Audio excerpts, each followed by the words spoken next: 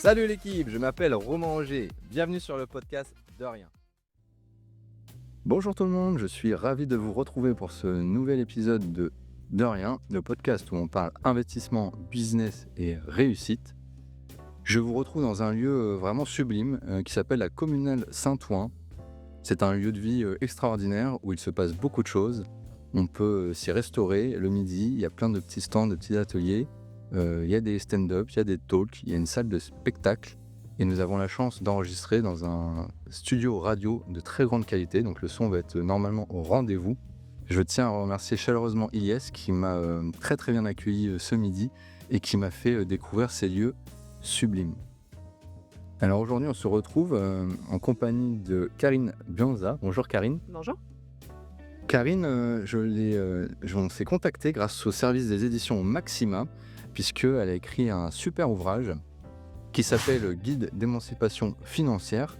Et donc, pour que les femmes osent enfin devenir riches, c'est un titre qui m'a vraiment interpellé, puisque, comme vous le savez, sur le podcast, on parle d'investissement, de business et de réussite, mais à l'usage du plus grand nombre et de tous ceux et celles qui peuvent s'y intéresser.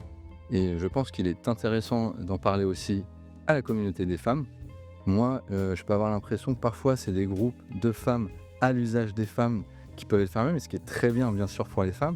Néanmoins, j'avais aussi, avec mon regard d'homme, envie de moi apprendre sur ce sujet, d'être demain un bon compagnon, un bon mari, potentiellement un bon papa également.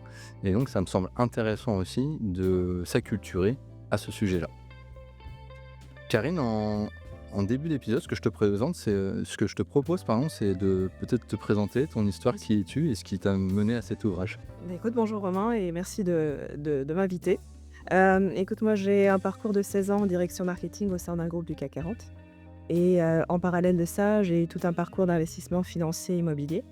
Et je dirais qu'au cours de tout ce parcours-là, j'ai croisé assez peu de femmes au cours des différents événements de réseautage auxquels j'ai pu assister. Et en parallèle de ça, je me rendais compte qu'il y avait beaucoup de femmes autour de moi qui avaient de véritables difficultés financières et un manque de connaissances sur ce sujet.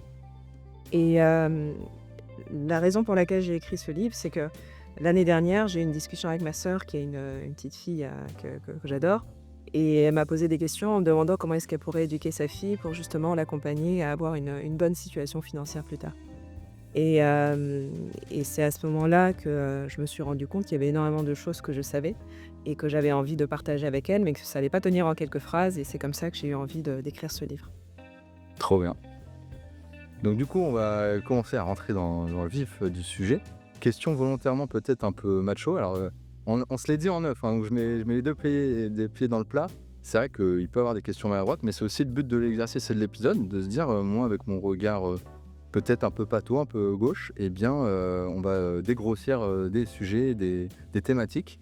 Et donc moi, la question large que j'ai envie de te poser au nom de tous les machos, c'est en quoi les femmes sont-elles encore désavantagées aujourd'hui par rapport aux hommes. On le sait encore, il y a des inégalités, mais tu vas peut-être nous les préciser, certaines inégalités plus importantes que d'autres. Est-ce qu'on peut en citer quelques-unes qui reviennent régulièrement ? Écoute, en fait, le chemin d'émancipation économique des femmes est quelque chose de relativement récent. Les femmes ont toujours travaillé en réalité, mais c'était très souvent du travail peu visible et très peu rémunéré. Et c'est en 1965 qu'elles ont acquis le droit d'avoir leur propre compte bancaire et d'exercer une activité rémunérée sans l'autorisation de leur mari. Mais on se rend compte aujourd'hui que les femmes restent encore pénalisées sur le plan financier, et ce, à toutes les étapes de leur vie en réalité. Ça commence dans l'enfance. On se rend compte que l'attribution de l'argent de poche entre le petit garçon et la petite fille n'est pas égalitaire. Le petit garçon a tendance à avoir un petit peu plus. Et on se rend compte aussi qu'on ne va pas attribuer les mêmes sommes d'argent à un petit garçon et à une petite fille quand ils se comportent bien à l'école ou à la maison. On donne un peu plus au petit garçon quand il se comporte bien, un peu comme si finalement la fille, c'était un peu normal qu'elle se comporte bien.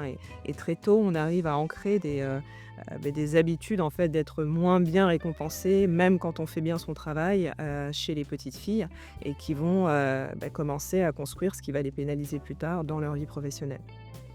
Après, on sait aussi qu'il y a des différences, des biais de genre aussi dans les choix d'orientation. Les jeunes filles qui sont à l'école vont souvent s'orienter vers des filières qui vont moins bien les rémunérer. Après, on peut se poser la question, est-ce que c'est parce que ces filières en question sont féminisées, qu'elles sont moins bien rémunérées, mais c'est un autre débat. Et on se rend compte aussi quand elles vont arriver dans le monde du travail qu'il persiste des inégalités salariales, qui sont, de l'ordre de 4 à temps de travail et à poste comparable dans le secteur privé. Donc ça, c'est l'INSEE qui nous le dit et c'est un écart finalement qu'on n'arrive pas très, très bien à expliquer et qui se résorbe très lentement dans le temps. D'accord. Et il y a aussi, dans la vie quotidienne, notamment dans la vie de couple des femmes, hein, des manières de gérer l'argent au sein du couple qui vont contribuer à les pénaliser. Il y a notamment le sujet, de la gestion de l'argent qui parfois ne se fait pas d'une manière qui va être égalitaire. On va en parler tout à l'heure, je crois. Et il y a aussi la question de la gestion des tâches domestiques. On sait aujourd'hui, que les femmes, c'est l'INSEE qui le mesure, font toujours presque 2 fois plus de temps de travail attribué à des tâches domestiques que les hommes. Et ça représente une charge mentale, ça représente de l'énergie, ça représente aussi tout un travail qui va pas être comptabilisé et rémunéré et qui va en fait, faire qu'elles gagnent moins d'argent au global et c'est au bénéfice, de la carrière de leur conjoint. D'accord. Et ce qui serait pas un problème en soi tant que cette situation est voulue et bien vécue, mais on sait aujourd'hui, que, tu as plus d'un couple sur 2 qui se sépare. Si tu, regroupes les couples qui sont mariés et les couples qui sont en union libre et PACS, ce qui est quand même un risque élevé et notamment ces séparations vont engendrer une perte de niveau de vie pour les femmes qui est beaucoup plus importante, de l'ordre de 20 en fait de perte de Ah niveau oui. de vie la première année contre 7 pour un homme.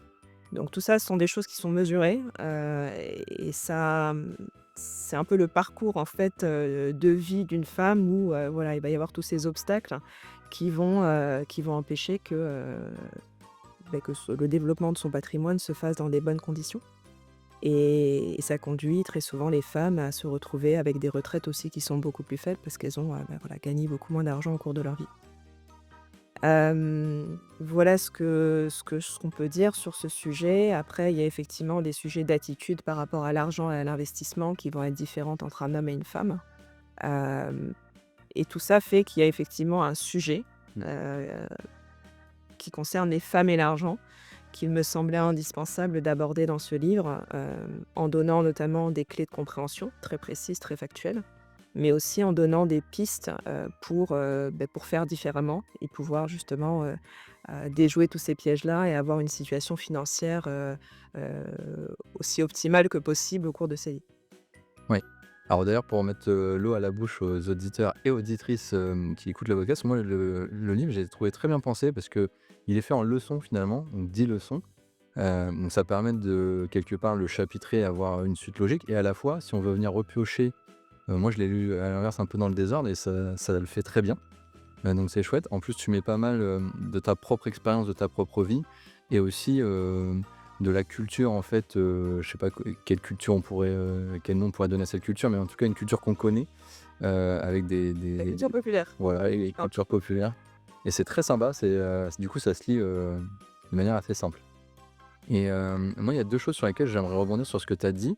Moi, ça m'a surpris énormément quand tu me dis qu'on ne donne pas le même montant à ses enfants entre un garçon et une fille. Je me dis: «Moi, alors j'ai 2 garçons donc je peux pas faire, du coup l'exercice. En tout cas, j'aurais à cœur de donner, le même montant, précis à mes 2 enfants». Hem, Qu'est-ce qui fait que d'après toi, entre c'est les mêmes enfants, la même fratrie et on donnerait pas, pareil, encore à la fille et au garçon? Ce sont des biais de genre dans l'attribution de l'argent de poche qui vont être ancrés en fait chez les parents et qui vont, pousser à cette manière de gérer l'argent de poche et il y a aussi la question comme je te disais tout à l'heure, c'est, comment est-ce qu'on va récompenser le petit garçon et la petite fille?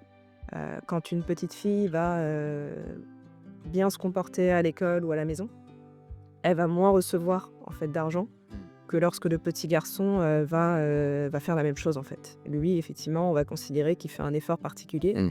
et on va lui donner un petit peu d'argent pour le récompenser alors que voilà, on donne pas à la petite fille. Ça montre à quel point en fait c'est comme tu dis des biais qui sont très ancrés finalement.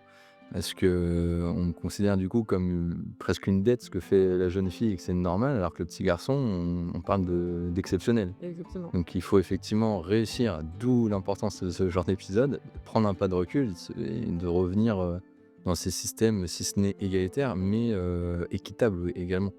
Et d'ailleurs, on peut peut-être parler de ça aussi. Moi, j'en parlais souvent au travail. Quelle différence tu ferais, toi, entre égalitaire et équitable, en fait? Il y a quand même une nuance, fine. Je trouve que est-ce que dans cette nuance de sexe, on doit être toujours pareil, égal, égal?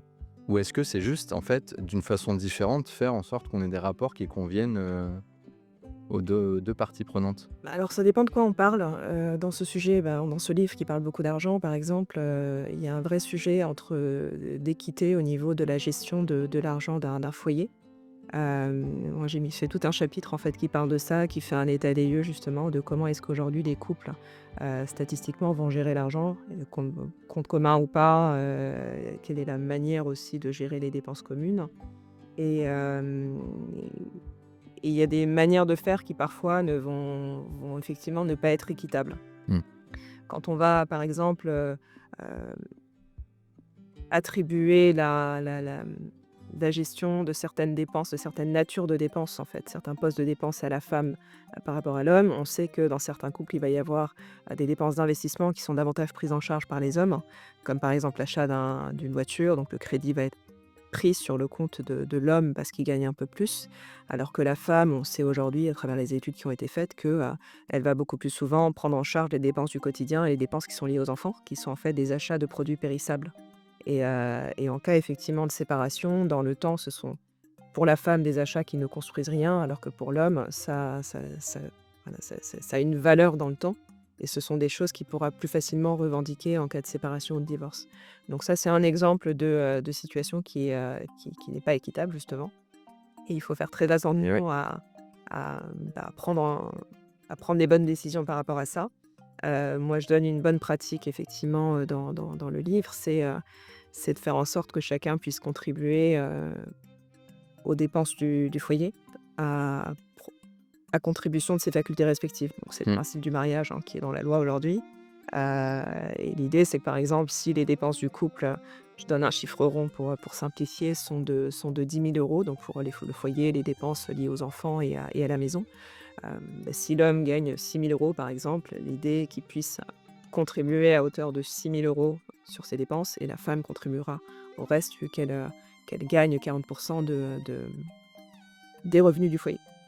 Et ce qui est très important aussi, c'est qu'il puisse y avoir un suivi de ces dépenses-là.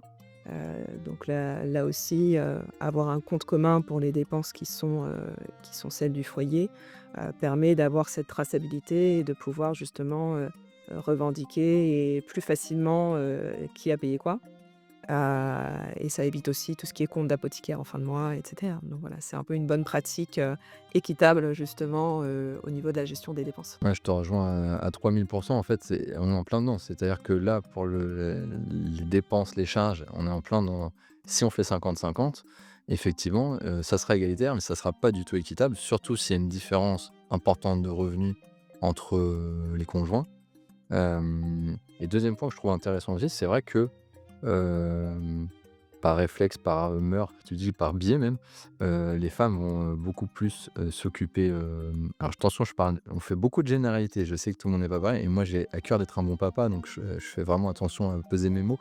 Toujours est-il que c'est vrai que les mamans, s'occupent beaucoup des enfants, et donc de la relation école et donc potentiellement, de la photo de classe qu'il faut payer, d'aller chez le médecin, d'aller chez le coiffeur, ce genre de choses. Mais du coup, ça serait peut-être, un premier très, très bon conseil, très pragmatique pour les papas, c'est continuer à vous intéresser à votre vie de famille. Il n'y a pas que le travail, à être investi dans ces rapports-là et donc mécaniquement, je suppose, quand on investit dans les activités sportives, dans les sorties, dans l'école, à un moment, on peut aussi, plus facilement faire ces dépenses-là et voilà et comme tu dis, c'est important parce que quand tout va bien, on n'y pense pas trop, mais c'est vrai que du coup, la femme pourrait faire ses dépenses, de consommation, qui ne l'enrichissent pas, qui ne font pas grandir son patrimoine et en cas de séparation, quels sont les fruits de son labeur, quoi. Et non, il reste rien. Ça peut être le risque, effectivement. Hyper intéressant. Dans ce que tu te disais aussi, juste, j'aimerais rebondir, un peu de manière cavalière exprès aussi.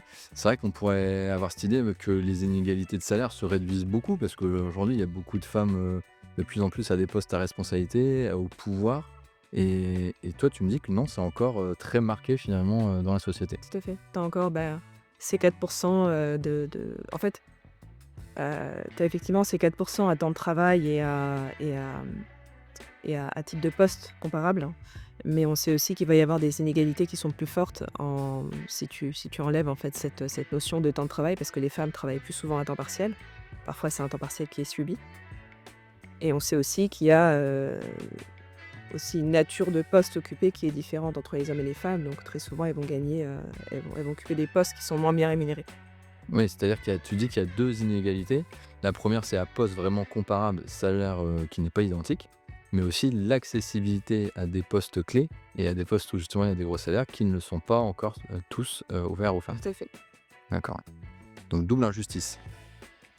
Hem, En quoi le fait aujourd'hui, donc si on prend à bras le corps le sujet, en quoi le fait de traiter ce rapport à l'argent, que ça soit du coup pour la femme, mais aussi, pour le bon compagnon de route, va permettre une véritable émancipation chez les femmes? Alors, est-ce que tu peux reprendre ta question, s'il te plaît? Oui, en fait, c'est vrai que tu me disais en off, il faut s'intéresser au sujet. Parce qu'en fait, déjà, si tu n'es pas intéressé, tu ne pourras pas progresser. Mais en quoi le fait de t'intéresser justement un peu plus aux bases de la finance, aux bases de la gestion personnelle, vont t'aider par la suite? Alors, il y a énormément de composantes de ce problème de la situation financière des femmes qui sont systémiques. Donc, effectivement, ce sont des choses qui vont plutôt s'adresser, qui doivent plutôt être adressées à travers l'évolution, de nos lois et de nos mentalités. Mais c'est vrai qu'à titre individuel, je pense qu'il y a un travail à faire qui est important, notamment de prise de conscience, parce que très souvent, ce qu'on vient d'évoquer, même si c'est de plus en plus connu par les femmes, ça reste encore pas très clair. Donc il y a vraiment besoin d'avoir une prise de conscience, que ce soit chez les femmes ou chez les hommes. Donc c'est super qu'on puisse en parler aujourd'hui. Et effectivement, il y a pas mal d'actions qui peuvent être mises en place à un niveau personnel. Et moi, je pense que j'en suis un bon exemple parce que en faisant ce travail d'auto-éducation et en passant à l'action de manière massive pour investir et pour développer mon patrimoine, j'ai réussi à véritablement changer ma situation en l'espace de quelques années. Donc je pense qu'on peut toutes et tous faire mieux et ça commence par une prise de conscience et par de l'éducation. Donc, effectivement, je pense que la première chose, c'est écouter, des podcasts, par exemple, comme celui, d'Oria. Et il y en a plein d'autres aussi qui sont super. D'ailleurs, il y en a menés par des femmes sur des sujets, business énormément qui sont Ouais. très, très bons. Je pourrais pas les citer tous aujourd'hui, mais il y en a plein. Est-ce qu'à un moment, ça peut être une bonne idée aussi de se dire, de se prévoir des moments, communs pour, par exemple, traiter les comptes ensemble ou est-ce que finalement ça peut être une astuce dans la vie commune, avec son conjoint, sa conjointe, de, par exemple, mettre à plat, la fiscalité, les comptes et cetera? Je pense que c'est essentiel en fait parce que, on se rend compte, à travers les études qui ont été faites sur le sujet que, très souvent l'organisation, de l'argent au sein du couple se fait sans qu'il y ait vraiment de discussion encore aujourd'hui. D'accord. Et c'est très important d'en discuter. Il y a souvent un tabou qui est très fort là-dessus parce qu'on se dit souvent que, quand on aime, on ne compte pas et que voilà, normalement l'amour et l'argent ne font pas mon ménage, mais en fait c'est une erreur, hein. Et il faut pouvoir, avoir des discussions, sans tabou sur le sujet, très tôt lorsque, le couple effectivement va se constituer, va avoir un domicile commun pour organiser, la gestion de cet argent dès le début, compte commun ou pas compte commun et quelles sont les dépenses du foyer et comment est-ce qu'elles vont être gérées et qui contribue à quelle hauteur, à ces dépenses. Mais c'est vrai qu'il faut aussi faire en sorte d'avoir des discussions toutes les fois qu'il y a effectivement des grandes discussions qui sont relatives à l'investissement au sein du couple. Parce qu'on se rend compte aujourd'hui qu'il y a encore beaucoup de femmes qui ont tendance à déléguer ce sujet-là à leur conjoint, parce qu'elles disent qu'elles sont pas assez, compétentes ou qualifiées ou que sais-je pour les prendre en charge. Elles ont tendance à signer au bas de la page et à pas regarder ce qui se passe et c'est une erreur. Donc je pense qu'il faut que voilà, toutes ces décisions soient prises en charge, par les 2 parties, au sein du couple et surtout qu'il puisse y avoir à chaque fois des rediscussions toutes les fois qu'il y a un changement de situation au sein du couple, donc un déménagement, une augmentation de salaire, l'arrivée d'un enfant dans le couple surtout parce que là effectivement, il va y avoir pas mal de changements, financiers qui arrivent et voilà, il faut vraiment en parler et briser les tabous sur ce sujet. Ah, c'est hyper intéressant parce que déjà, la communication dans un couple, c'est la base, mais elle est pas tout le temps évidente, même sur d'autres sujets, hein, finalement. On se reprend en plus des barrières, de sujets financiers, hein, et comme tu disais, où l'argent peut être tabou. Donc moi, je pense, je vous invite, donc si vous écoutez le podcast, faites vraiment profiter de ce moment pour faire un pas de recul, prendre un petit peu de hauteur. Quelle est la dernière fois que vous avez évoqué, un problème ou d'ailleurs des solutions d'argent économique, dans votre couple, dans votre famille, parce que finalement on peut avoir ce même rapport avec les enfants à un moment de se dire, est-ce que si on parle suffisamment tôt et prend le temps d'expliquer à nos enfants, bah, c'est plutôt une bonne chose je pense. Et voilà, prenez, ce pas de recul et posez-vous la question, quand est-ce que vous en avez parlé pour la dernière fois? Est-ce que vous en parlez librement? Est-ce que vous vous énervez rapidement quand le sujet apparaît? Et ça permettra déjà de mettre le doigt sur, des choses à améliorer et des choses à travailler. Puisqu'avant de travailler la technique, il faut travailler peut-être le format et la façon de le diffuser. On arrive, à la fameuse question qui gratte. Donc quand je vous parlais de questions un peu cavalières, celle-là l'est peut-être. En fait, moi, c'est plus un ressenti, voilà, et des échanges que j'ai pu avoir, avec des camarades, de classe, de promo notamment, ou, des femmes dans mon entourage. Et c'est vrai que quand on discute de ce qu'on fait, de ce qu'on entreprend, certaines femmes m'ont dit: «Oui, mais vous les hommes, vous avez ce côté un peu plus fonceur, vous posez moins de questions que nous, vous avez plus d'assurance». Hem Est-ce que tu confirmes ça ou tu infirmes du coup ça dans les profils, de femmes que tu rencontres, dans le constat que tu as pu faire? Écoute, moi je dirais il y a des besoins qui sont différents. Quand on parle de femmes et d'argent, il y a des besoins qui sont différents. On sait aujourd'hui à travers les études qui ont été faites par l'AMF, donc l'Autorité des marchés financiers, que, les femmes vont avoir un rapport à l'épargne et à l'investissement qui est à l'investissement surtout qui est différent de celui des hommes. On sait aujourd'hui que ce qui va les différencier, c'est effectivement un petit manque de confiance, un besoin de sécurité qui est beaucoup plus important, pour leur placement que celui des hommes, qui sont effectivement heu, plus orientés vers le risque et il va y avoir aussi un besoin d'impact positif pour leurs investissements qui est beaucoup plus important et le recours au conseil aussi chez elles est une attente, forte, beaucoup plus que chez les hommes. Et en réalité, quand on regarde ce manque de confiance, c'est vraiment un problème de croyance parce qu'en réalité, quand on regarde leur niveau de connaissance, il est à peu près le même que celui des hommes. C'est vraiment une histoire d'attitude par rapport à l'investissement qui a besoin d'évoluer. Après, moi, ce que je dirais, c'est qu'on est aujourd'hui, face à un monde de l'investissement qui, de mon ressenti, n'est pas conçu pour les femmes, qui D'accord. est excluant pour elles et la raison, elle est très simple, c'est qu'il a été conçu par et pour des hommes. Et ça, ce sont les statistiques encore qui le disent. Il y a un rapport de l'AGFI qui est donc le service d'information des professionnels de la finance, où j'avais lu notamment qu'aujourd'hui au sein des postes à responsabilité au sein des banques privées, family office, conseillers en gestion de patrimoine et en investissement financier, en fait, sont occupés à 75 par des hommes. D'accord, ouais. Et quand tu vois ça, voilà, tu as compris effectivement que c'est pas un environnement qui a été conçu pour elles. Et pour répondre à ta question, aujourd'hui, effectivement, quand je vais, rencontrer des femmes et parler d'argent, elles vont avoir effectivement ce manque de confiance. Elles pensent que c'est pas pour elles, mais je pense que c'est surtout un environnement qui est pas accueillant pour elles et ça évolue pas encore très, très vite. Il y a beaucoup de solutions qui sont, aujourd'hui sur le marché en termes de formation, d'éducation pour les aider justement à prendre en charge ce sujet de manière plus importante. Mais il y a vraiment un besoin, je pense, de faire évoluer tout ce marché pour pouvoir amener davantage de femmes, vers l'investissement et plus généralement les amener à prendre en charge ce sujet de l'argent, qui est essentiel en fait, Bien sûr. qu'on soit un homme ou une femme. Après là, tu as raison, c'est un problème racine, de sociétal et beaucoup plus vaste, donc c'est intéressant que, bah, ça continue à évoluer, mais il faut que ça continue et plus les femmes accéderont, à ces postes, moins il y aura d'inégalités et plus on pourra continuer à construire dans ce sens, je pense. Ce que je trouve très intéressant, c'est que du coup, tu donnes, pour moi 2 conseils hyper, actionnables et pragmatiques. Ce qui est aussi le but du podcast, c'est que déjà prenez la main. Pour le coup, l'expression girl power là, elle est vraie. Ne pas se laisser conduire, par quelqu'un d'autre et prendre voilà, cet intérêt en main, se former. Tu disais via des formations, qui sont bien conçues. Un autre truc qui répond du coup aussi à la question, je trouve que tu évoques qui est intéressant, c'est, le côté comportemental. Donc peut-être après se former aussi justement, à la prise de parole, à l'éloquence, je pense que ça peut être une bonne solution. Et tu parlais de se faire accompagner. Moi je tout de suite me vient la sororité, c'est quelque chose qui revient souvent. Est-ce que tu penses que ça peut être un bon outil, d'entraide, dans cette communauté, pour justement grandir, apprendre de chacune, Bah, je pense qu'aujourd'hui, une femme peut apprendre, aussi bien d'un homme que d'une femme, en fait. Mmh. Après effectivement, qu'il y ait des communautés dans lesquelles elles se retrouvent et où elles peuvent, évoluer, c'est toujours quelque chose de positif.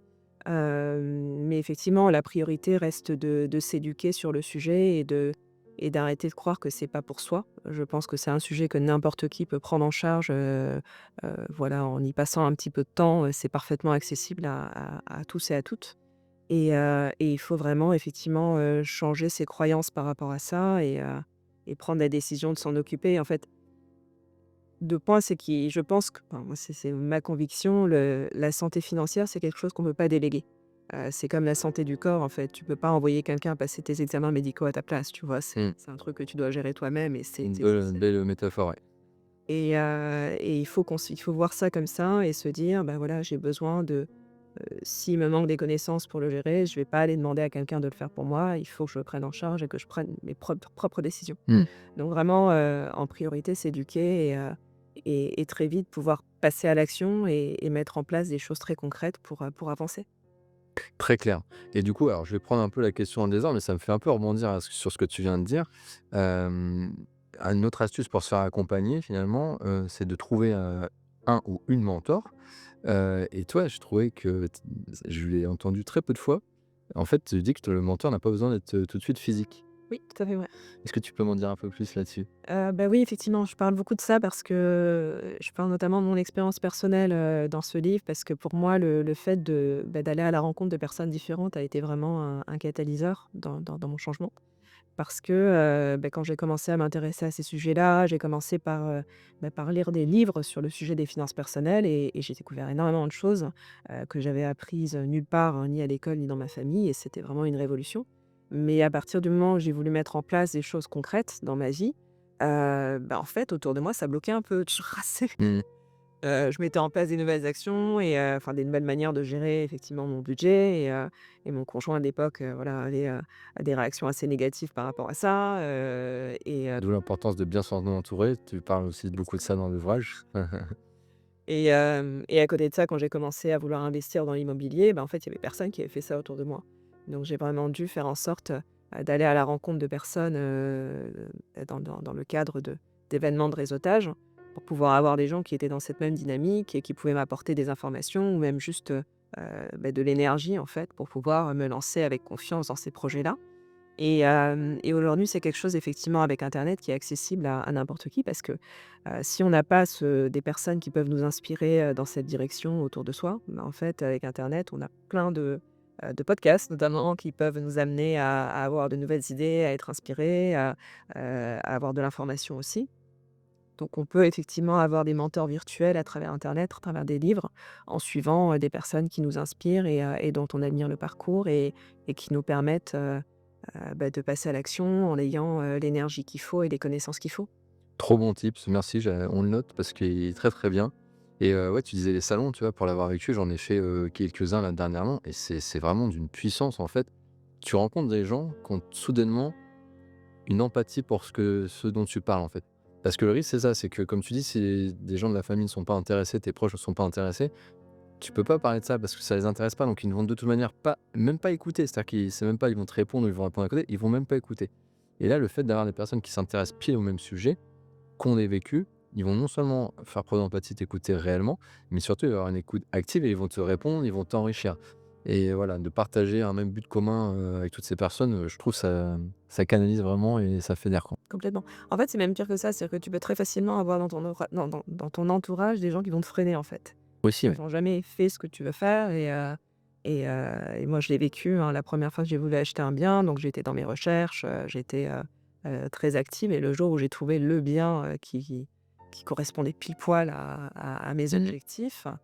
J'en ai parlé à ma famille et je me rappelle notamment, de la réaction de ma sœur à ce moment-là. En fait, cette action catastrophée: «Mais qu'est-ce que tu vas faire? Est-ce que quelqu'un l'a vu?» Enfin, comme si, et alors qu'en fait, c'était plus sa peur à elle qui se C'est reflétait, ça. dans sa réaction que vraiment la réalité. Mais on peut facilement avoir ce genre de réaction autour de soi et se retrouver un peu découragé. Donc ouais, aller trouver des gens, qui ont déjà fait ce qu'on veut faire, ça permet de se dire que c'est possible et Ouais, c'est assez dingue de franchement tu raison, de manière globale, même de fait d'entreprendre tout court, quand tu as des proches qui sont pas, acclimatés à ça, ils vont, tout de suite dramatiser. Et à l'inverse on pourrait peut-être, je dis pas que c'est le meilleur exemple, mais le système américain, on va plutôt, te féliciter beaucoup plus facilement et comme tu dis, il rejette ses propres peurs, mais aussi parfois c'est pas méchant, c'est pas contre toi, c'est juste qu'ils veulent ta sécurité et donc leurs éléments de langage à eux de sécurité, ben, c'est tu les retransfères, quoi. exactement. Donc se méfier de ça, effectivement, ça revient souvent, ça, à l'entourage. Du coup, ça va peut-être refaire écho à ce qu'on a un petit peu dit, mais, il y avait une question qui était, comment impliquer davantage les femmes, dans la gestion des finances du foyer? Donc, ça y est, je suis une femme, en pleine, puissance, en plein apprentissage. J'ai appris les bases, j'ai lu ton livre, donc j'ai retenu un certain nombre de leçons. Mais concrètement, qu'est-ce qu'on peut faire au quotidien, pour prendre la main? Hem, écoute, là, en fait, concrètement, tu parles vraiment au sein du couple ou de manière générale, en fait? De manière générale. Ouais. Écoute, dans ce livre, en fait, j'ai vraiment créé ces 10 leçons où à chaque fois il y a des passages à l'action qui sont très concrets. Il y en a un notamment, moi, qui est un exercice assez fondateur, hein, que j'ai fait très tôt, quand j'ai commencé à m'intéresser à ce sujet. C'est, l'exercice de la ligne de vie. Une super cet exercice. Il est trop bien, ça m'a trop plu. C'est vraiment passionnant. En fait, très souvent la difficulté avec l'argent, c'est qu'on a tendance à le regarder comme une problématique du mois, parfois on se projette sur quelques mois, mais la plupart des personnes ne font pas l'exercice de se projeter très, très loin. Alors qu'en fait, pour pouvoir anticiper ce sujet et le vivre sereinement tout au long de sa vie, il faudrait pouvoir justement faire une projection à l'échelle de sa propre vie, en fait. Et très souvent les gens avancent à l'aveugle alors qu'en réalité, il y a les statistiques qui nous disent de manière assez probable finalement ce qui va se passer au cours de notre vie et quels vont être aussi les coûts associés à chacune de ces étapes de notre vie. On sait, quand on est un homme et une femme, on sait aujourd'hui à peu près quel est le nombre d'années de vie qu'on va probablement vivre en étant à la retraite. Donc la question, c'est comment est-ce qu'on finance cette partie de notre vie? Si on a envie de se marier, on sait aujourd'hui quel est le coût moyen d'un mariage. Sauf qu'en fait, la réalité, c'est que très peu de gens vont préparer cette étape de leur vie et la majorité, enfin, je sais plus si c'est la majorité, je me rappelle plus du chiffre exact, mais beaucoup de gens, en tout cas, vont s'endetter pour financer leur mariage et c'est pas génial, finalement, de démarrer, ta vie de couple en ayant un boulet financier d'un crédit à la consommation que tu dois rembourser, pour payer ton mariage. Hem et voilà, donc c'est vraiment un exercice qui me semble essentiel à faire. Pouvoir tracer un peu, les grandes étapes de notre vie, les coûts financiers qui vont avec et pouvoir se dire, comment est-ce qu'on les anticipe dès maintenant? Parce que la réalité, c'est plutôt on prend en charge, la préparation de ces événements et plus ce sera facile. Mmh. Et plus on attend et plus effectivement on risque de se retrouver dans des difficultés. En tout cas, bravo, parce que moi, je lis énormément de livres sur ces sujets-là. Je crois que c'est la première fois que je le vois, cet exo, sous cette forme-là. Et en fait, moi, ce que je trouve très fort dans cet exo, c'est qu'il te renvoie à pas mal de notions quand même. Je vais essayer de faire le tri dans ma tête, ça va pas être simple, mais toujours est-il que, il y a le côté budget finalement prévisionnel, qui est trop bien parce que comme tu dis, parfois c'est lointain, donc on y pense, mais entre y penser et le traiter, c'est différent. Et donc là, bah, ça va permettre de compartimenter. Alors moi, j'ai un peu, une peur un peu de la mort et cetera, donc tu vois, j'aurais pas été jusque-là à prendre ces stades de dire: «OK, il va me rester potentiellement, tant d'années, tant de mois et donc tant de C'est le cas semaines». de la plupart des gens, hein, ils veulent pas ils C'est ça. veulent pas Bon avoir donc ce voilà, je pense faire cette prise de recul en y restant tant avec des gros événements, mais du coup, en fait, tu peux descendre, quasiment à la semaine, à la journée, à te dire: «Combien il me faut économiser?» Non, mais tu vois, si tu veux être rationnel aussi et projeter ça dans ton quotidien, et puis pour arbitrer tes dépenses, bah, je trouve ça top de se dire, «OK, mon budget de la semaine, c'est ça» et il y a des gens qui vont le faire de façon beaucoup plus facilement au large, mais tu as des gens qui ont besoin de ce militarisme quelque part et Mmh. de fragmenter. Je trouve qu'il est top parce que ça te force à passer à l'action aussi. C'est-à-dire que, bah, quand tu sais que le temps, il est précieux, qu'on avance et ça va te forcer à t'éduquer et voilà et à commencer à initier les étapes. Donc franchement top et tu vois, je l'ai pas encore fait, mais je vais le poser sur la table, parce qu'effectivement des événements dans ma vie, je vais encore en avoir et c'est bien, je trouve, de faire cette time lapse finalement, cette frise chronologique, de la vie de façon plus large. Complètement. Après effectivement, ça peut être anxiogène. Moi, je pense qu'il faut le voir plutôt comme quelque chose qui te permet de justement de prendre le pouvoir, en fait, sur ta vie. Moi, je parle pas mal de ce sujet, de l'argent et de la comment dire? De la ne comment on dit? Développement personnel, en fait, que constitue le développement du patrimoine. Moi, c'est quelque chose que j'ai vécu, en fait, le fait de prendre du recul sur sa vie et de faire des choix, de les anticiper et après de se lancer derrière de prendre des décisions, de se lancer dans des projets d'investissement qui permettent aussi de financer toutes ces décisions. Mmh. C'est extrêmement, libérateur et ça apporte énormément de pouvoir et ça permet vraiment de se transformer en tant que personne. Parce que, bah, je pense que tu l'as connu aussi quand tu vas mener un projet d'investissement, bah, ça te demande vraiment de développer énormément de choses, d'énormément de qualités en termes d'anticipation, de négociation, enfin voilà, de gestion de projet aussi. Et je pense qu'il faut aussi le voir comme ça. C'est, un véritable jeu de développement personnel qu'on peut faire à travers le développement de son patrimoine. Ouais, ouais, carrément, je suis entièrement d'accord avec toi. Dans la leçon 9 notamment, tu évoques l'importance, en fait, de la répartition dans le couple, ça ressort beaucoup. Hem Et je trouvais que c'était hyper intéressant. On en a un petit peu parlé du coup en amont, la répartition, des tâches, mais aussi des dépenses. Et tu parlais notamment, pourquoi la répartition des tâches? Parce que ça avait une grosse incidence sur la charge mentale. Est-ce que tu peux me revenir un petit peu sur ce Ouais. principe et me le détailler s'il te plaît? Alors, effectivement, le lien entre les tâches ménagères et l'argent peut sembler un petit peu lointain comme ça, mais en fait, il est très lié parce que les tâches ménagères, c'est du temps de travail qui, n'est pas rémunéré et qui, en fait, n'est même pas comptabilisé au niveau national. On sait combien de temps on y passe, mais on va pas le comptabiliser officiellement dans le PIB. Et on sait aujourd'hui que, ce sont majoritairement les femmes qui vont prendre en charge ce temps attribué aux tâches domestiques. Il y a un rapport de l'INSEE notamment qui dit que en moyenne, hebdomadaire dans un couple avec enfant, la femme va, prendre en charge, 34 heures de travail domestique, donc gestion du foyer des enfants C'est énorme, on fait une et 20 heures 2 semaine, à temps plein, et 20 heures de travail rémunéré, donc 54 heures au total. Et l'homme, quant à lui, va faire 18 heures de travail domestique et 33 heures de travail rémunéré. Donc 51 heures au qu'il est total. à mi-temps à la maison finalement. Top. Ce qui permet, voilà, c'est effectivement le temps plein à la maison de la conjointe qui permet à l'homme, si je caricature vraiment, qui permet à l'homme aussi d'être davantage présent, au travail. Et là où ça devient un problème effectivement, c'est que ce temps, de travail domestique va créer une charge mentale que la femme va porter toute la journée et notamment au bureau. C'est aussi du temps en fait qu'elle ne va pas passer sur du travail rémunéré, Mmh. parce que voilà, elle est bien chargée à la maison et c'est quelque chose aussi sur lequel, elle va dépenser beaucoup d'énergie et tout ça va effectivement, faire en sorte qu'au final, elle gagne moins d'argent que son conjoint. Encore une fois, ça peut être une décision au sein du couple et c'est pas du tout une critique si c'est bien vécu, Bien sûr. partagé et voulu.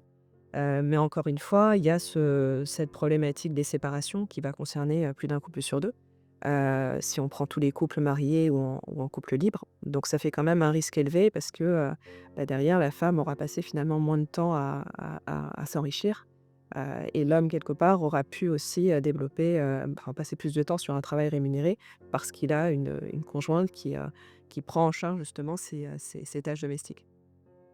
Donc il y a véritablement un besoin, au sein du couple de pouvoir avoir une vision claire de qui fait quoi.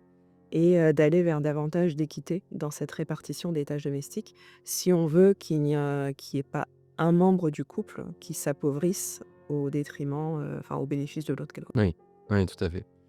Oui, c'est alors moi, je suis pas là pour donner des leçons et je suis loin d'être exempt de tout défaut. Mais en tout cas, voilà, encore une fois, si on doit faire un appel, aux compagnons, compagnes dans un couple, hein, hem, mieux répartir ça et comme tu dis, le temps de travail aussi. Souvent, l'homme, il a envie de faire une nouvelle carrière, mais la femme aussi a peut-être des envies là-dessus, donc il faut pouvoir composer. Chacun voit midi à sa porte et chaque couple fonctionne dans le système qui lui correspond et heureusement. Néanmoins, il y a sûrement des personnes qui ont besoin de s'éveiller à ça, que de donner, un coup de main, à faire un lave-vaisselle, à faire une tournée de linge et cetera et ça aide énormément à rééquilibrer les choses et comme tu dis, en fait, je pense qu'on n'a pas l'incidence de tout cet effet d'inertie de longue traîne de la charge mentale et donc en fait, ça va même plus loin que ça parce que, ça va jouer après sur, le couple et donc la séparation et cetera donc sujet à prendre à bras le corps finalement. OK, qu'est-ce qu'on s'était dit? Ça, on l'a déjà traité. Chez les femmes, donc l'adage: «Il n'y a que celui qui ne demande rien, qui n'a rien», se confirme rapidement. Hem, tu évoques dans les chapitres notamment, on revient un peu sur peut-être le fait d'oser, mais beaucoup d'écart salarial sur le fait que les femmes n'osent pas, heu, réclamer ou en tout cas, n'ont pas connaissance de leurs propres valeurs et de se mettre en avant derrière pour, réclamer leur dû finalement. Alors c'est vrai qu'on des études qui ont été faites sur le sujet montrent que les femmes ont moins tendance à négocier que leur salaire que les hommes, que ce soit aux prises de poste ou en cours de parcours. Il y a effectivement un certain manque de confiance dans leurs compétences pour négocier, ce qui va généralement les pousser à ne pas le faire. Et il y a aussi très souvent chez les femmes, moi ce que je vois beaucoup, hein, c'est le syndrome de la bonne élève où, elles se disent qu'en travaillant bien, ça va forcément se voir et que la rémunération va suivre. La réalité, c'est que c'est pas comme ça. Oui, ça va tomber tout cuit, Voilà. comme dans un Si tu conte de demandes, si tu demandes pas, tu obtiens pas en enfin, tu vas obtenir, mais peut-être pas forcément autant mmh. que tu pourrais. Et j'ai effectivement dédié tout un chapitre à ce sujet de la négociation salariale qui commence, par savoir comment est-ce qu'on est positionné aujourd'hui sur le marché. Parce que le but, c'est pas de négocier pour avoir plus dans l'absolu, c'est aussi avoir la juste rémunération. Et là-dessus, heu, il y a des manières, en fait, de savoir comment est-ce qu'on se positionne par rapport à son ancienneté, par rapport à son niveau à ses compétences, par rapport à ses diplômes. Et c'est tout un exercice d'enquête, que j'invite les lecteurs et les lectrices à faire, en leur donnant évidemment des clés et des sources, qui permet de savoir si on est dans la bonne fourchette ou si on peut effectivement demander, obtenir plus. Après effectivement, il y a, toute une démarche à suivre, sur laquelle je donne des clés dans le livre qui permettent justement de négocier, avec le bon timing dans l'année, avec les bons interlocuteurs et aussi avec la bonne préparation qui permet, d'avancer vers son objectif. Je pense que le mot juste, tu avais raison, c'est préparation, c'est-à-dire, avant de me demander quoi que ce soit, ne pas le faire sur le coup de l'émotion ou, en tout cas au doigt mouillé, mais bien se renseigner avant, de ce qui se fait sur le marché, de notre valeur, à combien on peut, prétendre et donc du coup, on arrive armé, à ce moment fatidique et tu as raison, le moment aussi, demander ça, entre, 2 cafés à la machine, bon, c'est peut-être pas, le meilleur, timing. Néanmoins, voilà, quand on est bien préparé, bien outillé et qu'on a des éléments solides à mettre en avant et qu'on arrive à l'entretien du coup, pour argumenter, c'est beaucoup plus facile. C'est sûr. Super. Est-ce que toi tu aurais des choses en tête qui seraient importantes d'évoquer, que je n'aurais pas, abordées? Oui, il y a un sujet qui me semble important. On a beaucoup parlé du couple, mais il y a aussi, dans le foyer, il y a le sujet des enfants. Bien sûr. Et je pense que c'est très important, de casser là aussi les tabous, liés à l'argent, avec ses enfants et de pouvoir éduquer très tôt ses enfants sur le sujet, et en pouvoir en parler librement. Et je pense que la meilleure manière d'éduquer ses enfants sur le sujet, enfin, bon, moi j'ai plein d'astuces et de conseils par rapport à ça. Il y a tout un chapitre qui est dédié à ça. Mais c'est véritablement de s'éduquer soi parce que, les enfants vont généralement pas faire ce qu'on dit pardon, Mmh. ils font, ce qu'on fait. Et quand on a effectivement une situation qui est fluide, un rapport à l'argent qui est fluide et qu'on en parle de manière, décomplexée, bah, voilà, ils vont, naturellement, absorber tout ça et avancer plus facilement vers une bonne situation financière plus tard. Ouais, je te rejoins, il y a un véritable effet de mimétisme. Donc finalement, on parle d'éducation par l'exemplarité. Moi, je le vois, j'ai mes 2 petits garçons, donc 3 et 6 ans et un truc que je me force à faire, je ne sais pas si c'est bien, mais en tout cas, moi, ça porte ses fruits. C'est effectivement, ton enfant, il va te poser une question. Bah, comme en fait, ça va être compliqué de lui expliquer parce que tu vas lui expliquer par un terme, mais qui va générer une autre question et tu t'en sors pas. En fait, tu vas choisir la facilité, la rapidité. Donc soit tu vas pas répondre, soit tu vas esquiver et il y a des parents et je l'ai déjà fait, où tu vas raconter n'importe quoi, voilà, pour parler d'autre chose. Néanmoins, quand tu fais l'effort d'expliquer comme à une personne, presque adulte et que tu juges mature, on est souvent très surpris de la compréhension, de la bonne compréhension, des enfants et moi je vois sur l'argent donc celui de 3 ans forcément il est pas encore dedans, mais sur celui de 6 ans ça commence à être des sujets parce qu'il veut s'acheter des cartes Pokémon et cetera donc il réclame et donc c'est assez intéressant, et donc il y a en plus je pense des curseurs à placer. Par exemple, est-ce qu'on donne de l'argent, en réponse à des tâches ménagères?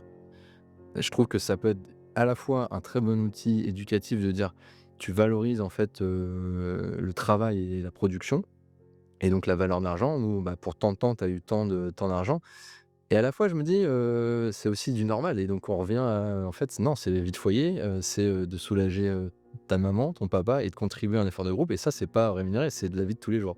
Voilà, donc après, Après, c'est des choix individuels, c'est ça. effectivement, c'est des Mais c'est du coup sujet, super intéressant, mais à part entière. Il faudra qu'on se revoie, 1 heure de plus pour parler uniquement des enfants. En tout cas, je te remercie vraiment bah, déjà avoir c'est à toi. accepté, l'invitation et puis, aussi de m'avoir éduqué du coup, un peu plus, financièrement, sur ce sujet. Le livre aide énormément pour ça. Donc je vous le rappelle, Guide d'émancipation financière, donc aux éditions Maxima, qui est en plus, un super, éditeur et d'ailleurs je les remercie parce que, on travaille de plus en plus ensemble. Ils m'aident, ils m'envoient les ouvrages et surtout ils nous facilitent la mise en relation. Donc il y a des personnes, super, à ces éditions. Merci beaucoup à elles. Hem, voilà, donc petit mot de la fin. Merci de m'avoir éduqué. J'espère que vous, ça vous aura éduqué aussi, auditeurs et auditrices. Hem, En ce qui concerne les hommes, bah, continuez si vous êtes déjà des super, super compagnons de route et des super papas, continuez. Pour ceux qu'on ou celles d'ailleurs, parce que, il y a des couples, hommes-femmes et il y a des couples femmes-femmes, des couples hommes-hommes et cetera. Continuez à être des bons, compagnons de route de manière générale et formez-vous sur ces sujets d'éducation financière. Pour le mot de la fin, n'oubliez pas à vous abonner, la chaîne a grandi très très vite, le podcast est de plus en plus écouté, mais forcément ça aide énormément le fait que vous veniez vous abonner, que vous likiez, que vous commentez et surtout que vous réagissiez. C'est un sujet qui est peut-être un peu clivant, donc je suis vraiment à la fois apeuré, mais aussi très curieux d'avoir vos retours sur le sujet. Un grand merci pour votre fidélité et je vous dis à la prochaine pour un nouvel épisode. Ciao, ciao, ciao Karine, Au revoir Romain, merci beaucoup. merci à toi.